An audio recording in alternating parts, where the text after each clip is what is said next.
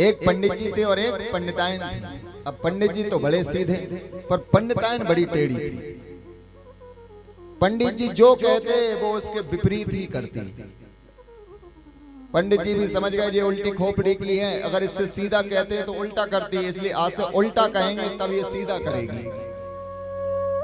पंडित जी एक दिन आ रहे थे, बोले तुम्हें मालूम है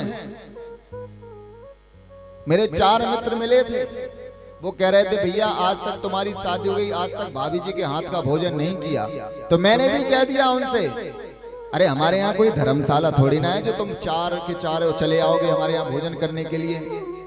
पत्नी ने आंख दिखाते हुए पंडिताइन ने कहा, ओ चाहे 4 हो चाहे 40 हो, अब तो हम सबको भोजन कराएंगे, उनको बुलाओ कल ही।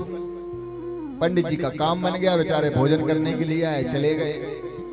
अब एक बार हरिद्वार में कुंभ लगा, पंडित जी की बड़ी इच्छा थी जाने के लिए, पर पंडित जी ने सोचा यदि इससे कहेंगे कि कुंभ लगा है चलो चलते हैं, पर ये जाएगी नहीं, बड़ी उल्टी खोपड़ी की है। तो पंडित जी ने कहा कि तुम्हें मालूम है देवी जी? बोले क्या?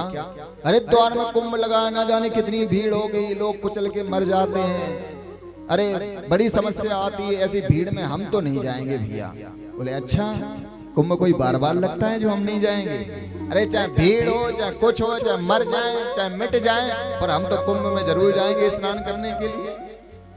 अब पंडिताइन और पंडित जी चल दिए, पंडित जी की तो इच्छा ही यही थी, पर भैया भावनाओं में बह गए पंडित जी, और अभी तक तो उल्टा बोलते थे तो सीधा होता था, पर इस बार पंडित जी ने सीधा बोल दिया।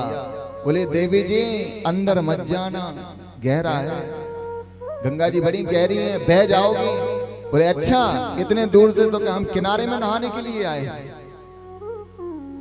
बात नहीं मानी, पंडिताइन अंदर गई है स्नान करने के लिए तो बह गई, और जैसे ही बह गए पंडित जी चिल्लाए, मेरी पंडिताइन बह गई, पंडिताइन बह गई, पंडिताइन बह गई। अब वहां जो लोग खड़े हुए थे बेचारे वो दौड़े जाल लेने के लिए, धारा तेज बह रही थी, जिस तरफ धारा बह रही थी सब उसी तरफ दौड़े।